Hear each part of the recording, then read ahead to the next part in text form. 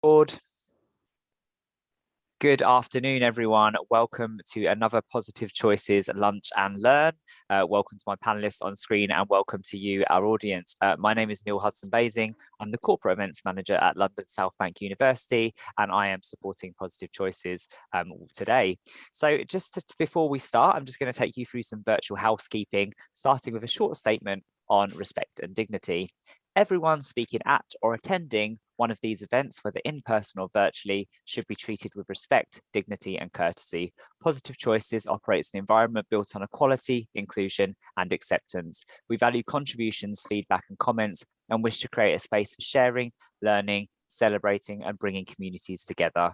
Positive Choices does not tolerate any form of bullying, harassment, abuse, or discrimination. Inappropriate behaviour will be treated seriously and acted upon. Anyone exhibiting any example of this behaviour will also be removed from the webinar. We want our events to be an enjoyable, safe and warm experience for all. Thank you for adhering to these guidelines. Just to take you through the Zoom functionality, it's fantastic to see people making use of the chat box already. Please continue to do so to share your introductions, your thoughts and comments, and get some virtual networking going. In the absence of face-to-face events, this helps us break down the virtual wall that we're all experiencing. The next button along is the Q&A button, and please reserve this for your questions and distinguish between the two. We will get round to them shortly. There's Q&A time scheduled after each presentation. Finally, you'll see that I have just enabled closed captioning, which is the subtitles that you're seeing on the screen just now. If you do not wish to see those, you can click the little up arrow next to the bottom button that says CC Live Transcript, and you can choose to hide those if you don't wish to see them. Before I hand over to Helen, I would just like to plug a couple of events. On the 22nd of June, as part of kind of Learning Disability Week, LSBU will be hosting an afternoon chat show hosted by people with learning disabilities. They'll be focusing on the theme of creativity, and so you'll get to hear a lot about the creative lives of the people that will be taking part. So I will pop the link in the chat box after that. I'd also like to plug the next Positive Choices event on the 25th of June. Steve, can I hand over to you to talk a little bit about that one? Yeah, sure. It's about remembering and celebrating the lives of people with learning disabilities during the pandemic. It's full of prayers, readings, performances, etc. So it's happy and sad. But yes, you're more than welcome to attend, and it's going to be from 12:15 until 1 o'clock. And we're really, really pleased that NHS Choir, who had a number one, and also with the backing singers for Ragabowman, I can't pronounce his name, on Pink at the Brit Awards. So yes, really looking forward to it. Thank you, Neil. Thank you. I will pop both the links in there the chat box. Without further ado, I'll hand over to Helen. Good afternoon, everybody, and it is my pleasure for us to be here again. So you will be surprised, Lynn Westwood in particular, and as Neil's already fell off his chair, Chris managed to sort out for me, because I couldn't do it. We have now a YouTube channel, so all the past presentations that we have had will be available on our YouTube channel in the next couple of weeks or whatever. Or a couple of days, we'll get that sorted. In relation to another plug for Learning Disability Awareness Week, some of you will know that I have been working with Makaton and Amanda Glennon from It Matters and the British Dental Association to produce a resource which will be freely available next week, called Your Trip to the Dentist, A Positive Choice, which has a little film that shows an actor with a learning disability going to the dentist. I've never in my life seen clinical skills facilities like they have at the dental school in Durham. And also Makaton have made all the symbols for going to the dentist and the flashcards available as a free download. So I will have those available for you on Monday. I will tweet them, I will send them on Facebook, and I will also send them out on the Lidnan network so everybody can get them. So without further ado, it is my great pleasure to introduce a dear friend of mine. Gwen and I have worked together since God was a lad and Mary had a donkey ride, it feels like, really. I first met Gwen when we were working together on valuing people and the principles that we were pushing for the rest of the country to actually work and follow. Gwen and I are both professional interferers, and we are both people who are not frightened to stand up and be counted. The Griffiths model is one of the most effective models of nursing that we've ever seen. And it is just an amazing piece of work and a brilliant book.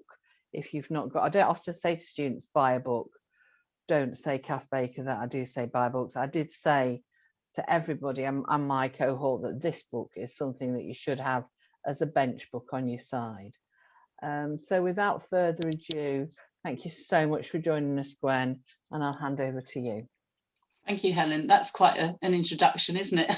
I've not been called a professional interferer before, but actually that's probably a very good description. And thank you for plugging the book. I'm very excited to be here to talk to you this afternoon, and it's going to be a very quick whistle-stop tour through the Moulster-Griffiths model, because obviously anybody who knows me, I know I could talk for days on it, but I'm going to just do a very quick introduction to it today, and apologies to anybody who's heard it all before, but just think of it as a little refresh.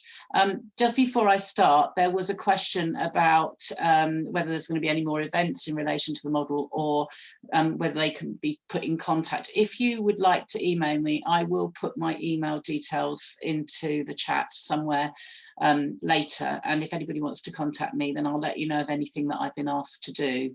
So I'm regularly talking all over the place, or we can talk about whether we can set something up specifically for you and your service. Right, I'm going to attempt now to share my screen.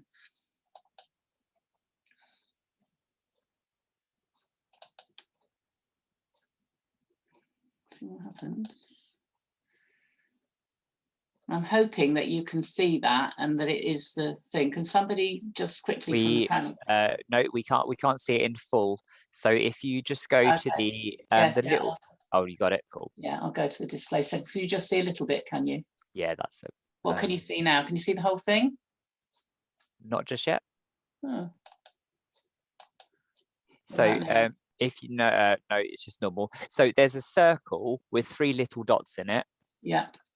And if you go to that and put hide presenter view. Yeah. Oh no, that's stopped my screen sharing. We tried this out before we started and it worked perfectly, didn't it? Right, I think I've stopped sharing screen. I'll try again. It worked perfectly earlier. The wonders of technology, Gwen. Yeah, let's try now. Can you see it? Neil? Perfect. Thank goodness for that. That's a relief. Okay, so I'm going to take you on a very quick whistle-stop tour through, and if somebody could shout at me if I am going too quickly, if I'm running out of time, please do, because I might do that. Okay, so the Moulster-Griffiths model has actually been around for a fair few years now, about coming on for 10.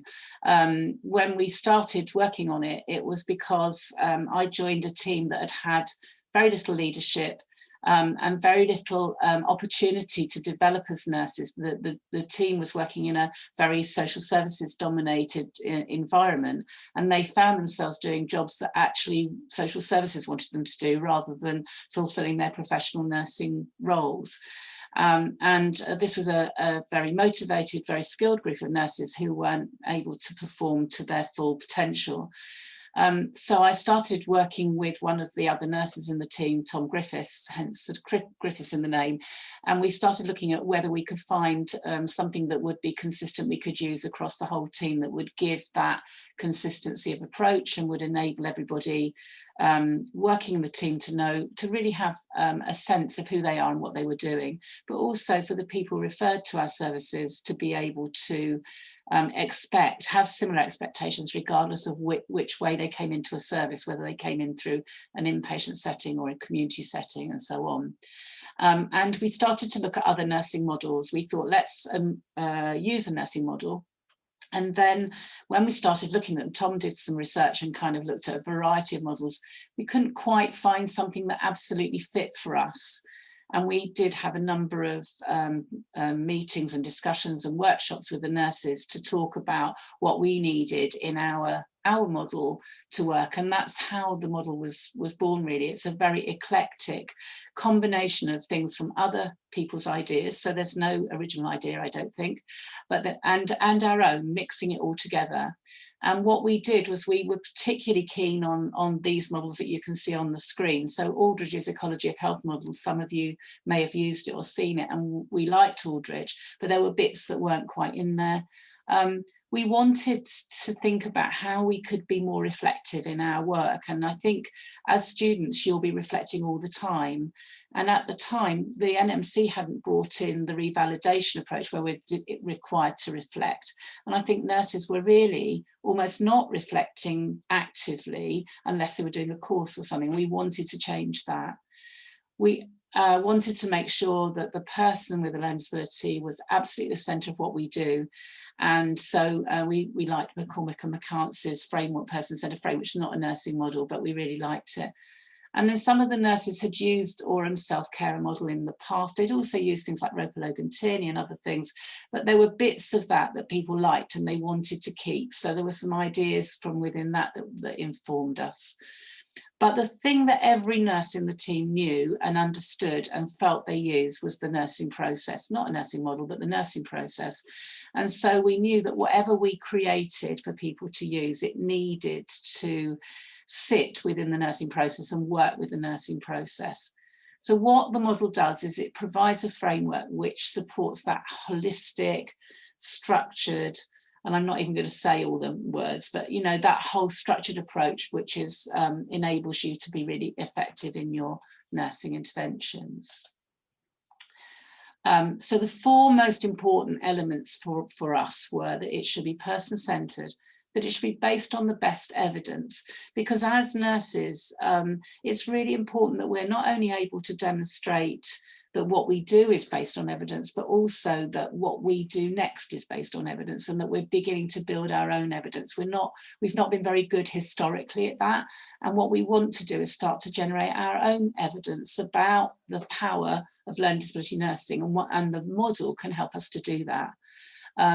We wanted to make sure it focused on outcomes. So what are the important outcomes for the person and their family as a result of the intervention? We were really, really poor at being able to explain what we did. And we were very poor at being able to show what we had done to make the difference. So we would see a piece of work, we'd do something with somebody, we'd make an enormous difference through the work we'd done, but we really couldn't measure it and prove that it was what we'd done. And so making sure that we were able to measure the outcome of what we did was important. And as I say, the reflective element. So this is a really busy slide, and I know you'll have access to these slides later, so you can read this properly at your leisure. But basically, this is what the model includes. So we took Aldridge's approach and then we said, let's make it work for us. So as you can see, in the centre and the heart of the model is the person. And what the model does is encourages you to look at the effect of person-centred plans on that person's health and well-being, and on their aspirations and dreams, wishes, hopes for the future, everything that is important to them. And so everything we do as nurses, we should be taking that as the beginning point in terms of where we're moving. And then we kind of thought around the different aspects of a person's life and how our intervention should be focused. So we looked at things like emotions and well-being. We looked at what the person knows now and how much they understand, and that included things like mental capacity. We wanted to make sure the model made us think about those things, and things like how much somebody understands about their rights. We thought about the person's physical health and well-being, and in particular things like health action plans and emergency plans and health passports and all those sorts of things, but also medication. This is long before STOMP, which you'll have heard about, or you will hear about, where we were always aware that long-term medication was having a negative effect on people sometimes. And so actually this was an important factor for us. and how much people have reviews of their health needs, you know, annual health checks, those sorts of things were becoming the thing to do then, but they were still the early days of that.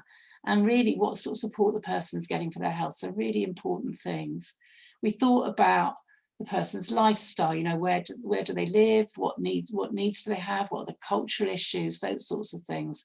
And are there any marginalizing factors for that person? And are there safety issues, you know, safeguarding, but not just safeguarding, safety as well.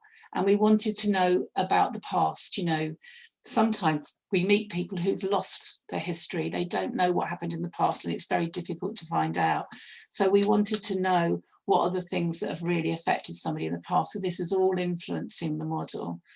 The communication and behaviour that a person uses to tell us how they feel, but also how they want to be communicated with, and the way that they communicate through behaviour and the impact of that on themselves and on others. And in particular, there are issues related to pain, for example, because we know that people with learning disabilities often have pain that's not diagnosed.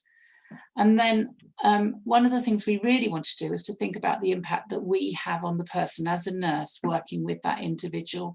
So what does our personality do? What does our knowledge, skills, attitude do to actually impact on that person in a positive or a negative way? And there is an issue really in terms of we can't like everybody and not everybody can like us. And there's this sort of assumption because we're professionals, we've all got to work with everybody no matter what, and we're expected to do the same thing. But I have to say, and I don't know how you feel about it, but if somebody doesn't like you, you know. And therefore, I wouldn't be very keen to be cared for by somebody that didn't like me. And we can't always hide that inner feeling that we have. And so we need to think about how we can work with somebody if we just take an instant dislike to them. Likewise, how effective are we going to be if we've got shared interests and shared ideas about life? So thinking about how that can impact on what we do, really important. That's very much part of that reflective thing, making sure we really work out and explore the fact that maybe we're not the right person to make that difference, or maybe we're absolutely perfect. And so it's just kind of remembering that we're human beings too. Now, because we've got such a short time, I can't go into all the details of the model today, and perhaps at some other point we'll get a chance to talk about it. As Helen said, there's a lot of information in the book, and at the end of the presentation I've put some reading for you, so you can go away and read a bit more about it if you want to. But what I thought you might like to do would be to walk through a case study with me. And this is a case study that is based on a true story. There are quite a few changes I've made to the information just to protect the confidentiality of the gentleman concerned. And this is a picture that's been posed by an actor. It's not Ray, and Ray's not his actual name. So there are some changes that I've made just to give him some, protect his confidentiality. But just to tell you a little bit about Ray. Ray was a gentleman at the time of this case study, was a gentleman in his 60s, and he lived in a house where there were 4 flats, and he had one of those flats, and the other 3 flat owners were also people who had learning disabilities. They all lived independent of each other, and Ray chose not to socialise with the other people in the house. He had a few hours of support a week from a supported living provider. So there wasn't 24-hour care in the house. People came in and provided support. And mostly he got support with help for budgeting and shopping and those types of things, bit of help around maintaining his environment, cleaning, some of those sorts of things. So very sort of social focused assistance. He was referred to the Learning Disability Service because his behaviour was changing, and the supported living provider felt very unhappy with him about the way that they perceived he was behaving. He'd become quite verbally abusive, and they were feeling that if he was going to be like that, that he should be moved from that home, and that he shouldn't live there anymore. The other key bits of information in the referral were that they had noticed he'd lost a bit of weight lately, and he'd become quite miserable, and he wasn't going out anywhere anymore, and he was, you know, generally just being a bit miserable and bad-tempered and stroppy. So that was the sort of content of the referral. Following referral, the nurse that assessed him was immediately concerned that there was something going on. And I'm going to take you through the sorts of things that the nurse found. So I've just given you a screenshot really of the assessment format from the model. And I've filled in some information about Ray, so you can see a little bit more information about him here. Now, the first thing you do with the model when you're assessing somebody is you actually complete a person-centered screen, which gives you information about how the person likes to live, who's important to them, what's important in their life, what's the most important things, what matters the most. So in the assessment form on the first page, you would be writing the key things from that person-centered screen. So you'll see right at the beginning, apart from the reason for referral, everything's about what matters to him, what are his dreams and wishes, and there's a pen profile. Very simple. I mean, from what we could work out, his life was mainly spent travelling every day on buses and trains. He lived in London, so very easy to travel around on buses and trains and tubes, and that's how he liked to spend his day. He had friends that he met up with, and he loved to have a fish and chip takeaway and a glass of beer. And also he liked to feel in control and safe and well. He's only got moderate learning disabilities, so he was able to manage his life quite well usually. Because he'd spent so much time out and about, nobody seemed to know him very well from the supported living team. And he's got no known family. He'd moved into the flat from a long stay hospital institution. So his family were long out of his life and not part of it anymore. And in the past he had these friends, but then at the time of referral, he wasn't in contact with them anymore. And the history seemed to be that he used to be quite happy and outgoing and easygoing, but because he'd become very uncommunicative recently and become quite angry with staff. The way the assessment works is we used to have it on paper. We have got a paper version, but we've now created it as an Excel version, which makes it more interactive, which means that these little red flags that you can see, if you hover your mouse over them, they give you an instruction or a bit of information that helps you to fill it in. So you'll see that I've hovered over the flag on the pen profile, and it just reminds you to include anything important about family, the history, his strengths, how he likes to spend his time, his interests, that sort of thing. And each of the flags will give you different information.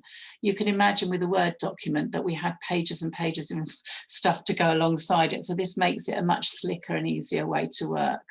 In some areas, actually, it's now being built into the organisation's health record, the person's patient health record, or whatever they call it, depending on where the person is.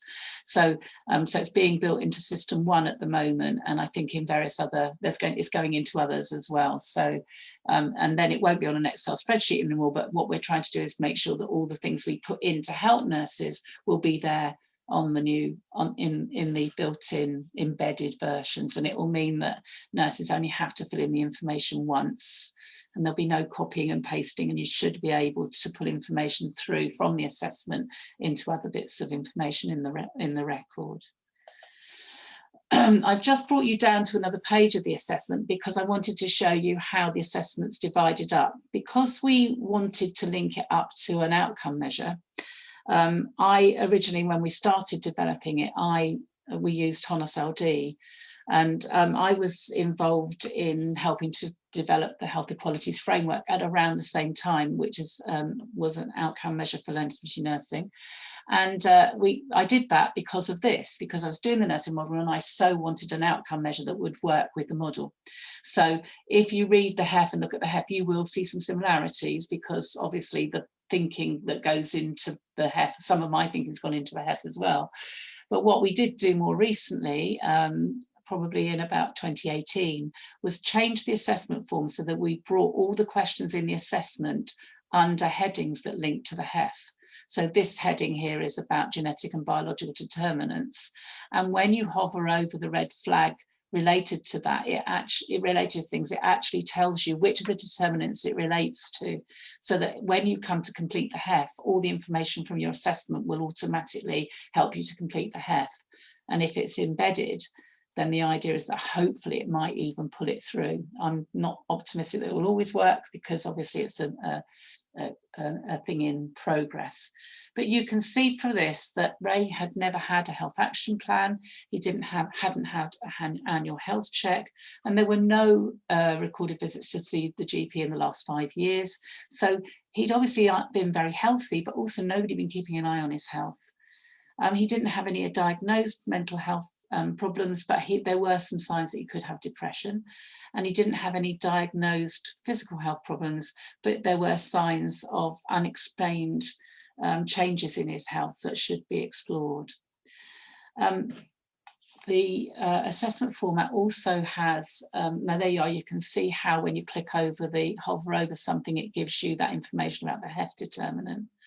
The brilliant thing about having it in an Excel spreadsheet means it's very easy to update it. So I'm constantly updating it with new information, and you will see that there's stuff in here related to COVID-19, which I updated quite recently, and related to News 2 and Restore, which are both linked to sepsis and deterioration in health. And so for the nurse looking at it, they can actually go into these links and find the additional information or additional sort of assessment formats that will really help you.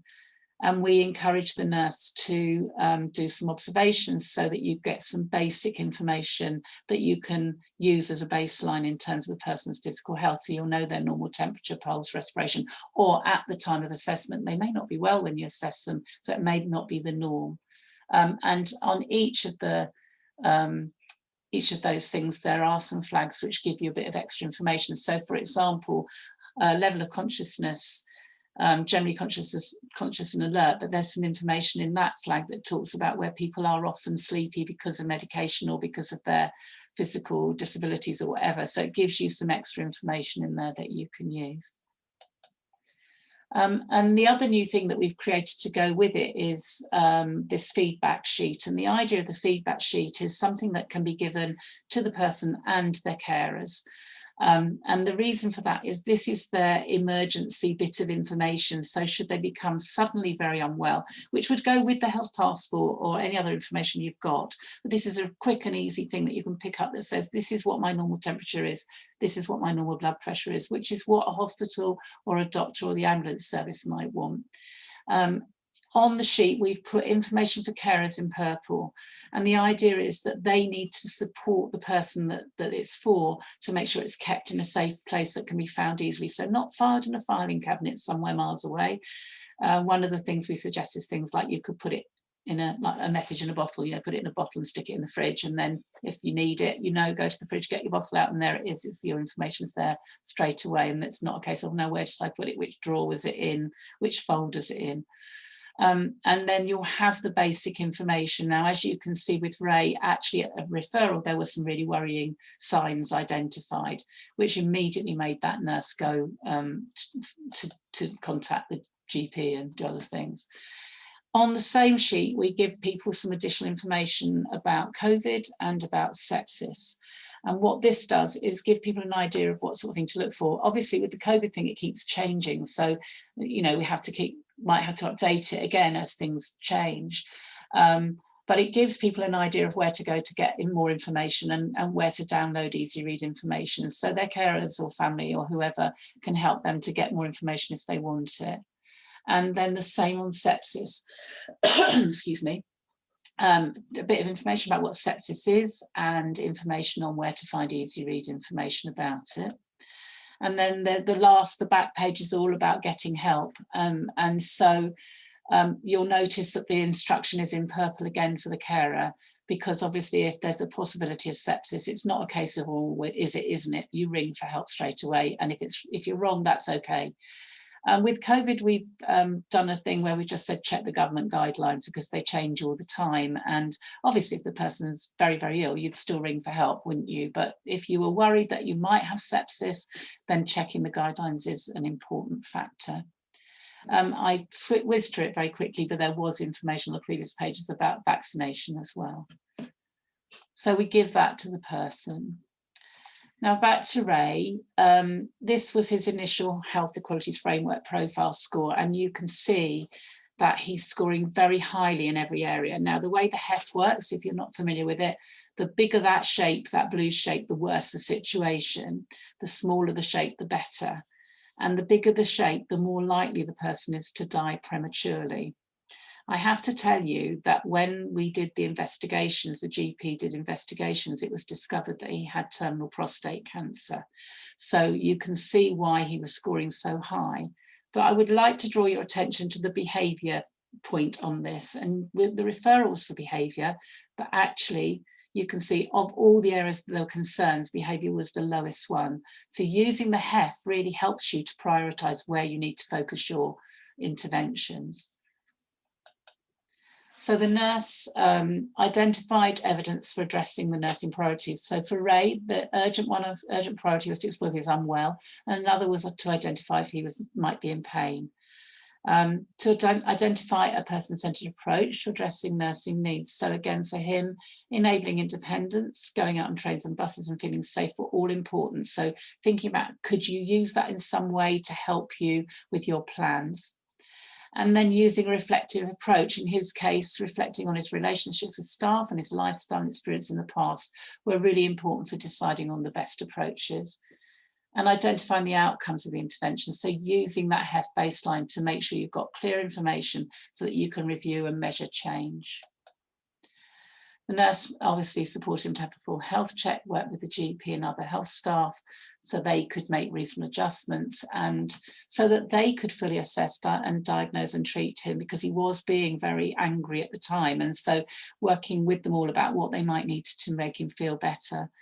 And she completed a pain picture so that the hospital support staff knew when he was in pain, and it was pretty obvious that he was in pain all the time.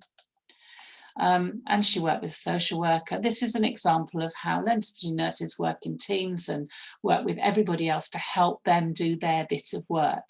And sometimes if you were measuring this, if you weren't using the HEF, you'd measure the outcomes that the social worker had, or that the palliative care nurse had, or that the hospital had. But all of those might never have happened without that intervention from the learning disability nurse. And so what the HEF does is help you to identify the bit you did. She taught staff in the nursing home how to communicate with him more effectively and how to care for the specific needs that related to his learning disability and not to his physical health conditions. He moved out of the social care environment into a nursing home, which was actually a very positive experience for him. And here's the score after the intervention. So you can see a huge difference, because what they did, one of the things that they did do was help to reconnect him with his friends. They tracked them down, and as a result of the nurse working with the social worker, it was about saying, well, this is going to be really important in keeping him happy and making him feel safe. They managed to arrange for him to have fish and chips takeaway. How difficult is that? But it's amazing how many people can't articulate that matters. And whilst he couldn't get out and about very much, there was a lot of, because his friends came, they talked about exciting times they'd gone out on a bus or a train to do something, or they'd been somewhere. They bought photographs, and one of the things the nurse did was work with a support worker to create a life story book for him. So they looked back over the past and found information and pictures that would help him with that. So all of it was about supporting him to be happier. And whilst the condition was terminal, I don't believe he would have survived. He was still around, 2-3 years after that terminal diagnosis. And so I don't know further to that because I was no longer involved, but I think that his life would not have lasted that long, and certainly the quality wouldn't have been what it was without that intervention. So the nursing model in practice, whilst it was designed for learning disability nurses, there are lots of transferable ideas in there. Now, we as learning disability nurses spent our lives using other people's models, and I'm really pleased to say that actually other nurses are quite interested in how they might use the model in their practice. That's really encouraging, isn't it, to think that a nurse working in adult or mental health might actually think, well, this could be something I could use, you know, as a way of thinking about what matters to the person, and a way of reflecting what I do and the impact I'm having on that individual. Helen mentioned the book, and I'm shamelessly plugging it as well. It was published in April 29, and we formally launched it actually at Positive Choices and Positive Commitment conferences in Birmingham. There are people who've contributed to the book who have learning disabilities, and families, and lots of different nurses from across the UK. So there's a wide range of experiences that people have of using the model, but it does take you through the model, and there's a link to it there if you want it. And there's also a link to how you can download the model and the resources. You can go into that link, download it, and then you can use it. And I update that all the time. If anybody has any problems with it, let me know. And obviously I will try and send you a new link to make sure it's working. That's your reading. I won't dwell on that. And I just want to say that's sort of, I'm at a point where you can ask me questions if you want, or we can move on to the next person and then come back to it. That's it. Thank you so. Sorry, after you. I was going to say thank you so much, Gwen, for presenting and sharing all of those things. Two things to say. First, if you're looking for the HEF and you've not worked with the HEF before, put Health Equalities Framework into your search engine, because if you put HEF, you get Hugh Hefner's bum. And some you do get the HEF as well. I'll put a link in the chat for it. But his bum comes up before the model, so whatever. But the second thing to say, Gwen, for the book is absolutely amazing, and yeah, we had a brilliant time when we launched it in Birmingham in the H suite. No, nothing to do with my name or line of duty in terms of the H suite. But and I love the book, but my favourite bit of the book, and I don't know if you've got your copy handy with you, Gwen, is the bit. I haven't got it handy. You're going to ask me for the bit about the wedding picture, are you? No, I'm going to say Emily Smith. Oh, Emily's we work with.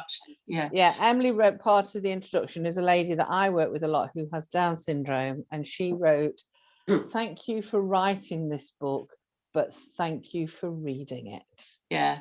And I think that just sums it up beautifully. Yeah. I loved that. Yeah. Yeah. Have we got any questions for you, Gwen? I've got Lynn Prosser says she's got lots of questions about how to implement this into our service. So can you connect afterwards? That would be great. Yeah, Lynn, I'll by all means we can have a conversation afterwards, by all means, yeah. Brilliant. Helen, you can pass on, or Neil, perhaps you can pass on my email to as necessary, can you? Yeah, of course we can. Of course we can. Lynn, if you just jump on one of my tweets, because Gwen's tagged into my tweets as well. Yeah, if you can send me an individual message, then I can respond and we can have a chat about what we might be able to do. I'm just going to find the reference for you. I took so much stuff out of the presentation. I did actually have the reference for the HEF in it, and I took it all out because I just kind of wanted to simplify it down to make it short enough for today. So find it now.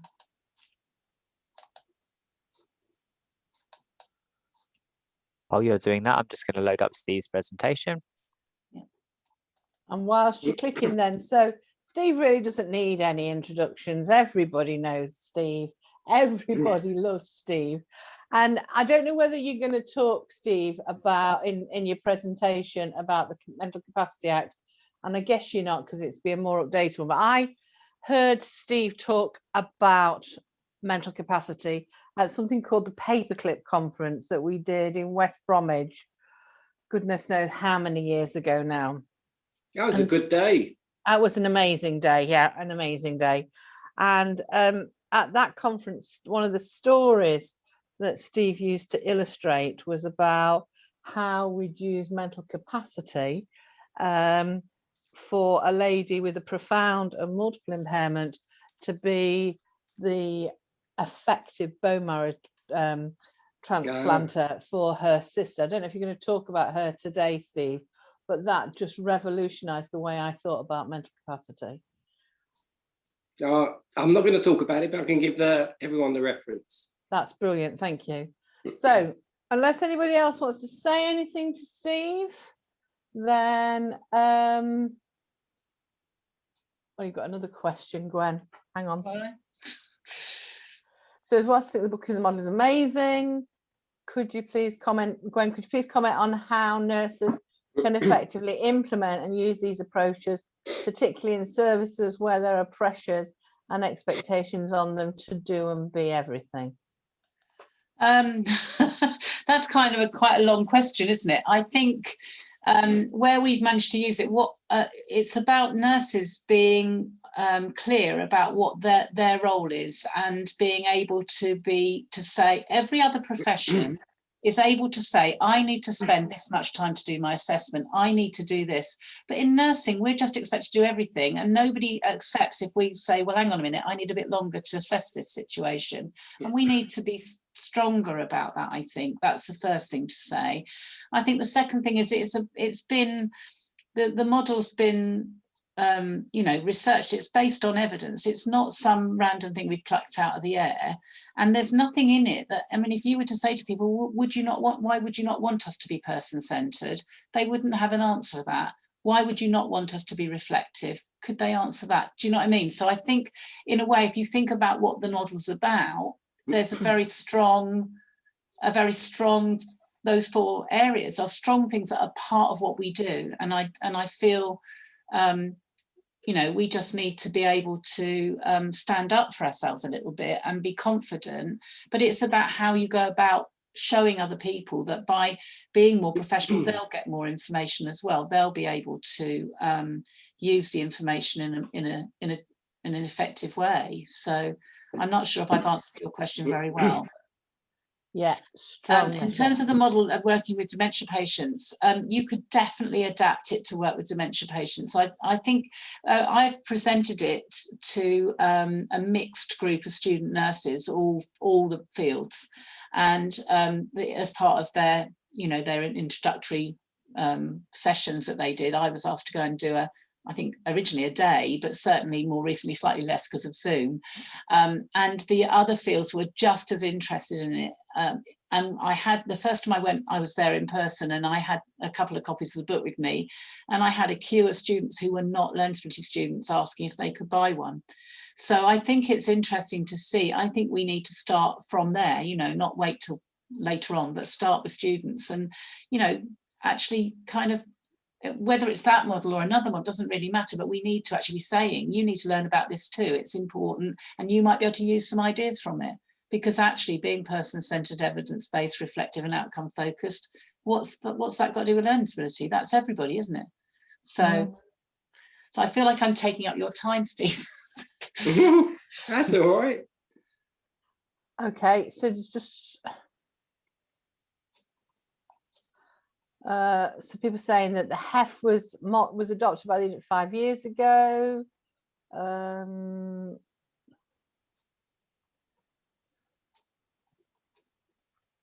Yeah, I think we'll just all agree that Gwen is just amazing and we all love her. And on that note, I'm going to hand over to you, Steve, for you to carry on with your very glamorous assistant, Neil, loading your presentation. Thank you, Helen, and thank you, Neil. Next slide, please. Okay. So today you've only got the luxury of me. Unfortunately, and also disappointingly, Peter and Matthew. Peter has decided to work at the co-op today. So he's earning the dosh instead of speaking to you. And also Matthew, he's being a student occupational therapist at Cardiff University in the Cardiff Hospital. So he just stuck with me. So also, I'd like to say that Lloyd Page, our superstar, he sent his apologies as well. Next slide, please. So what I'm going to talk about, when the Mental Capacity Act was ignored, and another case study of when the Mental Capacity Act was appropriately applied, Peter's views about the mental capacity and personalised approaches to Mental Capacity Act. Next slide, please. I've been told I must change the title of this. No sex, please, we're English, because Matthew rightfully mentioned that Welsh people love sex, so I shouldn't include British. So no sex, please, we're English. Next slide, please. Those of you who know me, these two case studies are real case studies, although we've changed names and bits and pieces about the person.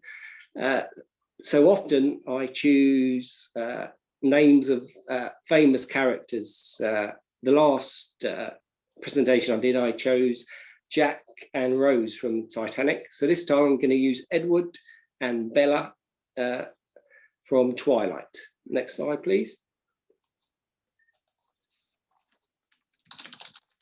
So Edward and Bella, let's speak about them and find out about their lives. So yeah, I'm really sorry. The story isn't actually about sex. It's about two adults who, in my opinion, clearly have the capacity to make the decision. And the decision they have to make is, are they able to share a bedroom when on holiday? So they're not talking about having a sexual relationship. They're just talking about, are you able to share a bedroom, which would come under the Mental Capacity Act. But if they're going to talk about sex, that comes under the Sexual Offences Act, 2003.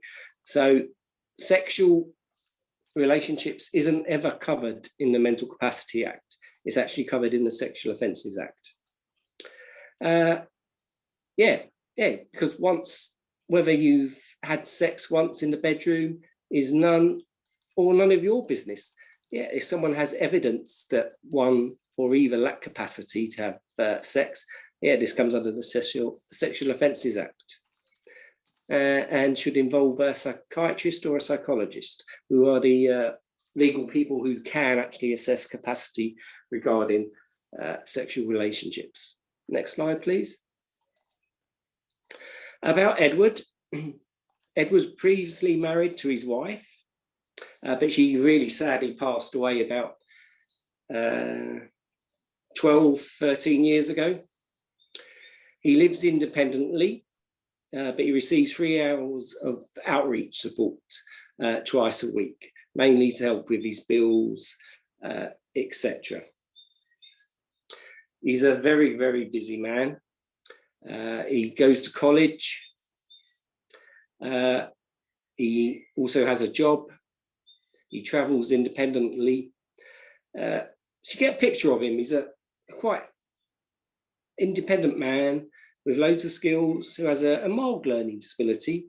But he's respected in his community. Next slide, please.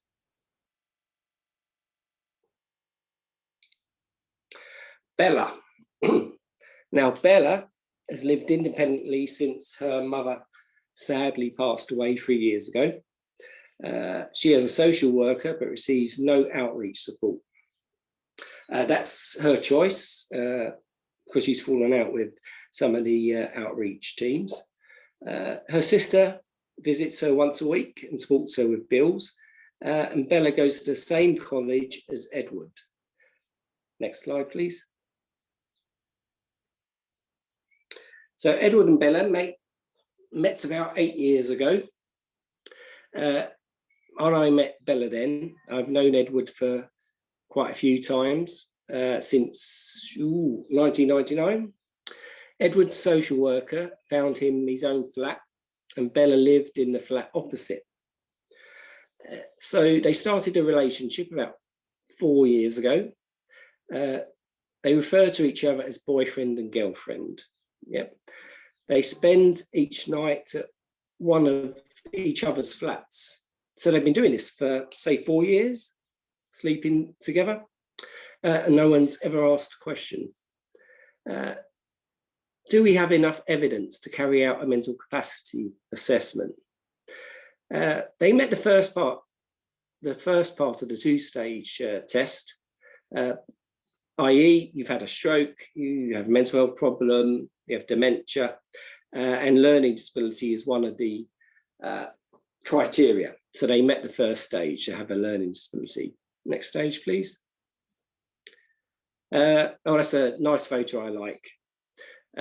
I showed this to Edward and Bella, and they had a laugh about it. Yeah, next slide, please. So I've known Peter for 20 odd years and Bella for 8 years.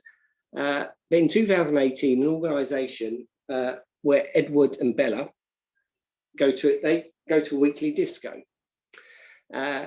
This organisation organised a week's holiday, and there's two important factors you need to consider. That where they're going on holiday, it's a private hotel. So the organisation hasn't paid for Edward or Bella to go on holiday. They've paid for themselves. Okay. Edward and Bella assumed that they would be sharing a bedroom, and quite rightly they have done for so many years. They asked the organisation volunteer which room they would be in when they got there. Bella had to share with another woman, and they were told it was against the rules. Next slide, please. Okay, so 2020, this came up again. This time, the local organisation who provides outreach support, so it's a different organisation from in 2018, who support Edward, started to arrange a holiday. Bella was allowed to join the holiday as she paid for herself, as Edward has paid for himself. But the same problem arose again. They were not allowed to share a bedroom because apparently it's against the rules. We looked at the hotel's rules and there was no mention of them not being able to share a room. So one issue came up. They have a learning disability. So if you know me, I'm quite well known for, I don't know how to say this, for fighting the corner of people with learning disabilities. So I've asked Edward if I can take this matter informally with both organisations. But I know they both have a different version of what happened, i.e. the organisations. But just in case it's true, they need to consider the following. Next slide, please.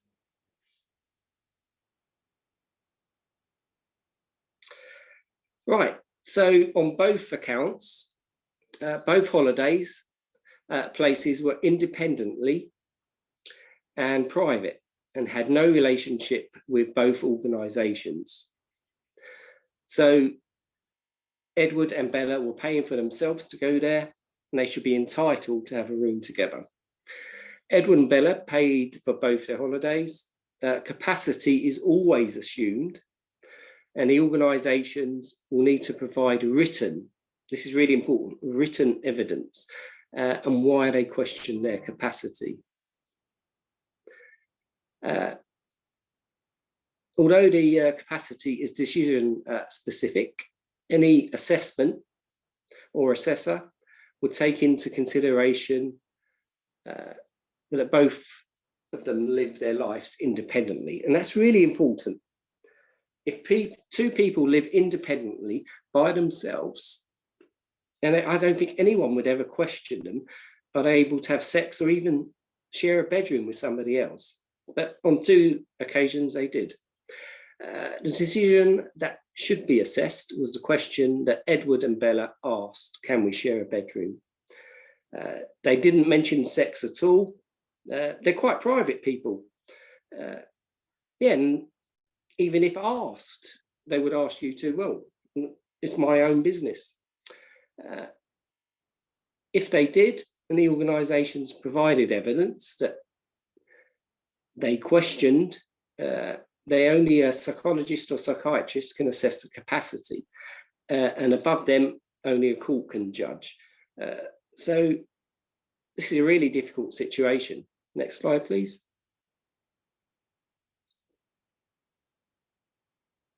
Yeah.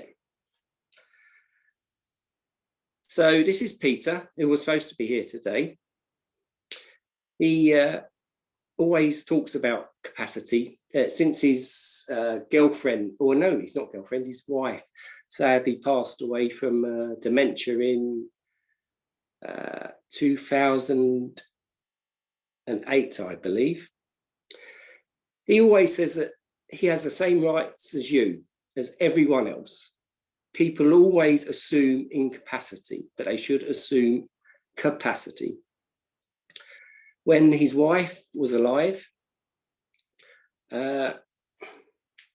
if you've heard me speak about this before, I'll go into more detail then, and also I can share the presentations with you. But he and his then fiance, they went to church, met the vicar, booked the wedding. Unfortunately, when they went back to meet the vicar, he said, well, I thought you cancelled the wedding. No, the support workers had.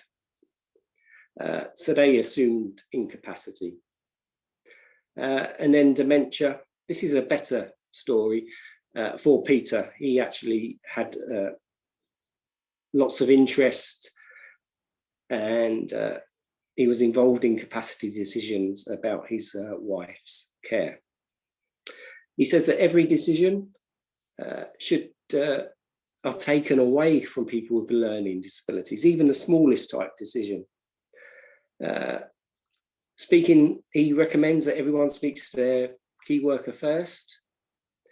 And there are great examples of good practice, and he believes that we are moving gradually forward.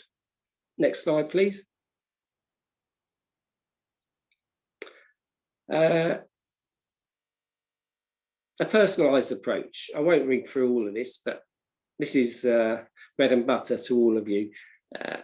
Yeah, you can read this on the slides later. Next slide, please.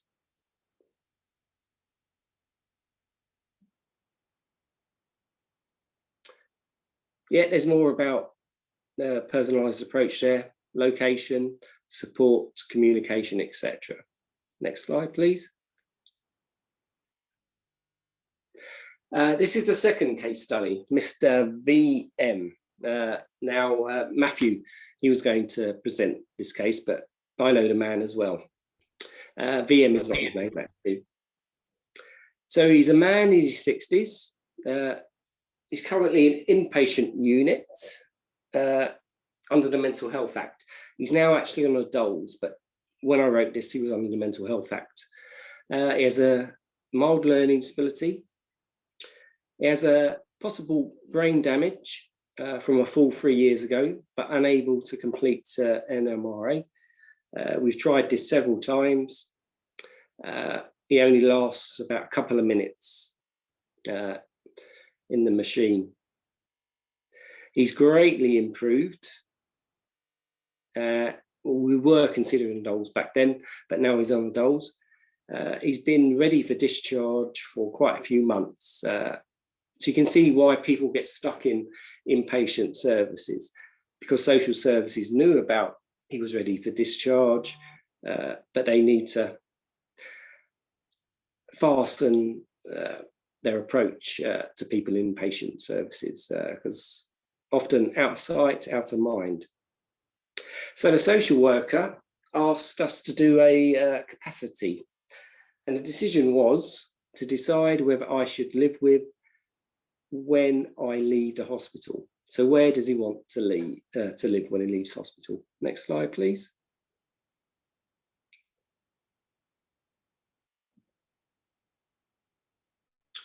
So if the decision was to make a choice of an actual identified home, then the decision would be made by the social worker. Okay, so I need to be really clear about this. Social workers are responsible for deciding if the person has the capacity for where they're actually going to live, where the identified home they are going to live. Next slide, please.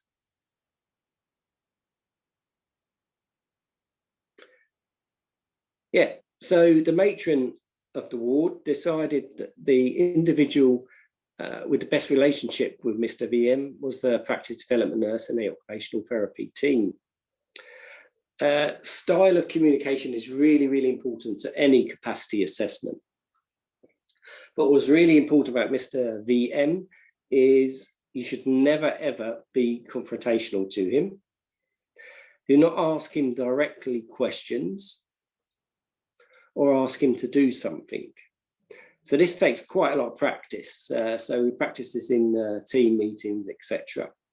Because you don't know how many times a day we ask people direct questions. Make suggestions. It may take a couple of minutes for him to process the information, and then he comes up with the answer. So don't expect an answer straight away. And instead of asking him questions, giving directions, you just make suggestions. Start with a conversation. Like with anybody, I would start with a conversation with an icebreaker. Talking to Mr. VM, he likes politics, history of London, his favourite TV show, Naked Attraction, or the hits of the Bee Gees. Then any sign of even minor distress, do not consider to do the assessment at that time.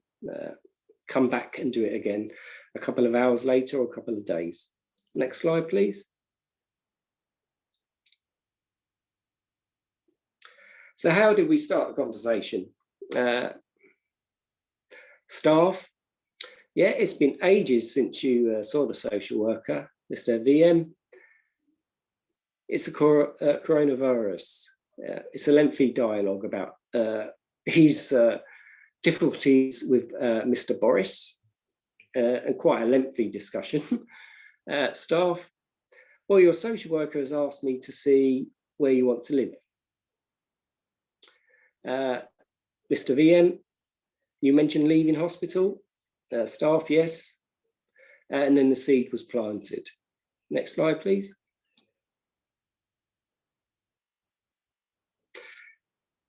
So, what type of place is the best for you? So we knew where the borough he wanted to live in. So we showed him 3 various types of accommodation: a house, a bungalow, or a flat. He clearly stated a flat by myself. Next slide. So you like the flat and living by yourself. So we spoke to Mr. VM about this. Because I'll be living by myself, it's too noisy sharing with others. So he's weighing and balancing the 3rd stage of the mental capacity test. I've never been in the garden here, and I don't want a place with a garden. So now he's weighing the information up. I can go to the park if I want to. I want peace and quiet, and I want to choose what I like to do. Next slide, please. He's really clear about everything he wants and needs. So you find a flat in the city centre or somewhere that is a bus ride away. So we showed him these 2 pictures. He said, not in the town centre, somewhere that has local shops. I don't like busy places. So he doesn't like going to somewhere like Blue Water or somewhere like your town centre shopping mall. Next slide, please.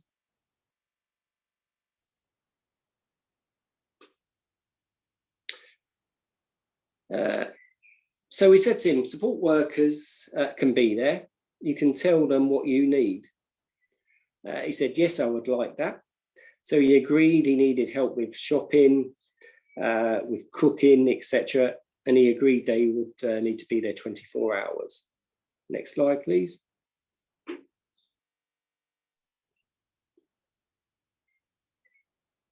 So what can you tell the support workers to do?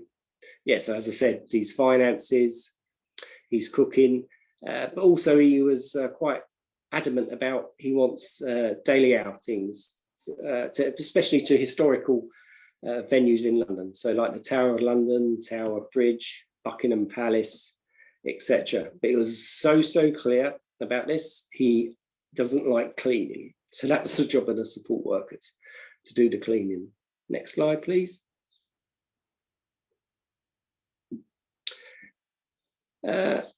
Yes, so we showed him a map. He's really good at reading maps, especially of London. And he chose the Royal Borough of Kensington and Chelsea. And then we asked him which borough, which part of the borough he would live in, and he actually made a choice. Next slide, please. So the outcome. So we left the pictures with him over the weekend and also looked at the rota. So he chose who he wants to discuss it with. So who has the best relationship with him in the support worker team who are on shift that weekend. We came back on Monday. He explained everything we spoke to about the last Friday. He gave us reasons why, weighing up the information, and he communicated his decision. So in the balance of probability, we decided that he had the capacity to make this decision. It's a really good piece of work, I believe. Oh, and this is our last slide, but it's an important one. Next slide. So whenever you're assessing capacity, in Edward and Bella's case, or Mr. VM's case, or anybody's case who has learning disabilities, dementia, had a stroke, etc. You know, if you're going to assess capacity, it's a conversation, it's not an exam. That is so important. So don't walk into the room with a pen and paper and look like you're ticking or doing crosses, etc. It's really important to make the people feel at ease, to feel confident in you as the assessor, and hopefully you'll come out with the right decision. Next slide, please. Well, thank you for your time. And has anyone got any questions? Thank you.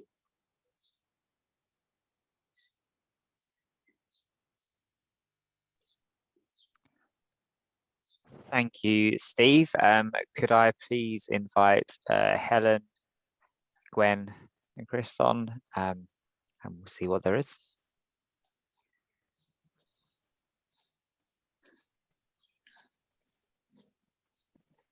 There's none in the chat box who said, so we've got a comment, great presentation, Steve, thank you. Such an important point about capacity.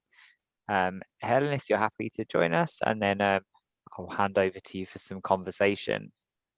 Oh, can I also add that I put in the chat box my email address. If anyone wants a certificate for attending today, they can just email me their name and I will send them the certificate.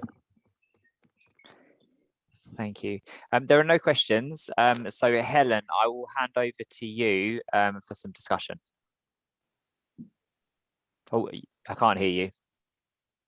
There you go, we can hear you now. Right, sorry, I was a second or two late responding. Had to just answer the door. Amazon man. Okay, thank you so much, Steve. You always give us so much to think about. So no sex, please, we're English, or no, you can't share a bedroom. I'm still reeling from the idea of somebody cancelling your wedding. Yeah. And I do remember Pete, as Deborah said on a tweet, that Peter told Deborah and I about it, and it's still something when Deborah and I were sat there going, you know what, you cancelled somebody's wedding. And I remember him saying, and they didn't cancel the flowers. You think, Yeah, so there's all the expense there and none of the, nobody actually thinking. So anybody got any questions they want to ask? If not about capacity or the model, anything in particular? There's nothing in the chat box so far. Okay. All right then. So, oh yes, please can we have some certificate? But yes, of course you can. Pavel, it's Steve has put a thing up that says if you email him individually, then he will send certificates out to you electronically. We debated and discussed how we were able to do this, and we didn't want to fall foul of GDPR in terms of just blanket sending stuff out to individuals. Okay, so if there's no particular questions about capacity and the model here and now sort of thing, I'm going to ask all of our panelists to tell me what has been the thing that they wanted to celebrate most about working with people with a learning disability this Learning Disability Awareness Week. And I will start with the lovely Gwen. I knew you were going to start with me, Helen. I just had that sense that you would. Well, you see, I didn't disappoint you then, did I? No, you didn't. I guess I think I want to celebrate the resilience that people with learning disabilities show, because they are faced with, and their families, they're faced with so much all the time. Every time you feel like you're getting somewhere, something else happens, you know, all the way through lockdown and all the issues with the virus and people catching the virus because they weren't given the right care and support. The work Steve's been doing around trying to capture those stories of the people that have died and, you know, trying to, but all through that, despite that, what you see coming through is that resilience and that the humour and still the joy for life. And I would really like to celebrate that real joy for life and the resilience that people with learning disability have. Fabulous, thank you. Steve, what about you? I totally agree with what Gwen said. Yeah, they're absolutely resilient, but also I'm really proud of supporting people with learning disabilities over the last year and so many months, because we've each amended our practice or our lives to difficult situations. So many people with learning disabilities now use Zoom, the web, MS Teams. Yeah, so I'm going to meet Peter tomorrow. I'm so pleased. Resilient is the main word, resilience. Thank you. Brilliant, thank you. Chris? I always say the same thing every time I'm asked this question, but I'm always humbled by people with learning disabilities when they allow us into their lives. You know, it's never easy, especially these days with all these difficulties going on, the changes that people have to make in order to cope with surviving in a pandemic. But there's always one thing that amazes me when it comes to working with people with learning disabilities. They are so free, they are so open, they let us into their lives, you know, and there's never, ever a bigger or a greater honor than being let into somebody's life. And they're saying, here's my life. It's so hard at the moment, but I trust you to make it better for me. And as soon as a person says that to you, it just humbles you, because once you're in their life, you get to know all the vulnerabilities that they have in their life, but they make you own them as well and share them with you along their journey. So I always say it's that honor of being a part of somebody's life, especially during a very difficult time like this. Oh, Chris, I'd just like to say I like your T-shirt. Oh yeah, this is the South African rugby top for winning the World Cup again. Good. I couldn't see your labels on it to start off with. I thought you'd got a scout uniform on with the yellow and the green to start Did you off think with. this was a scarf? Yeah, I did. It's looking where your woggle was. Neil, could you just unmute Lynn Westwood for me, please, and let her have a say as well, please? She's in the...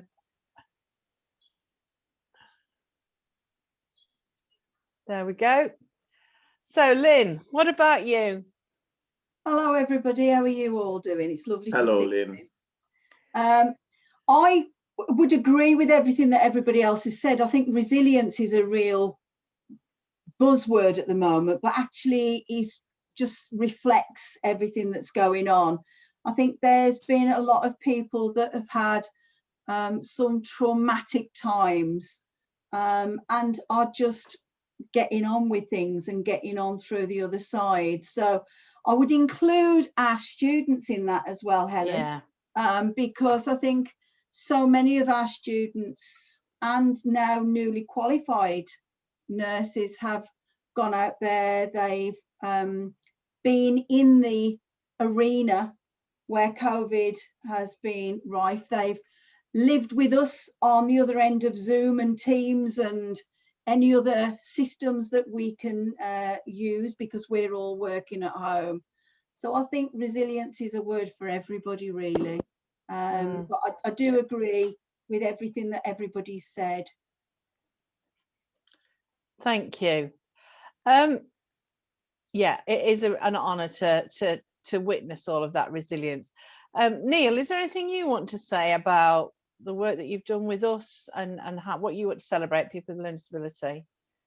I would just say that it's been a real learning curve over the last couple of years of working with the learning disability nursing team at London South Bank University. I'm a corporate events manager, and when I first organised an event with the LD nursing team at LSBU, it was to celebrate 100 years of learning disability nursing at LSBU. I had to massively step out of my comfort zone of corporate events and adopt a completely different way of working. Everything had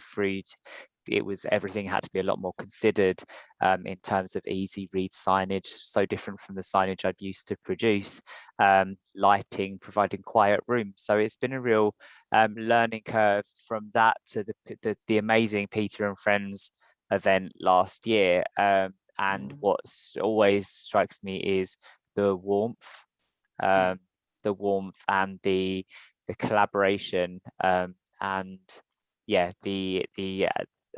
warmth and collaboration, I think, are the important things that have been the standout for me. Working together rather than just speaking on behalf of, I think has been super important, I think, in terms of kind of like that the importance of those relationships being collaborative. Yeah, brilliant, thank you. And then there are two things that I want to celebrate, and the first is the warrior mums and dads.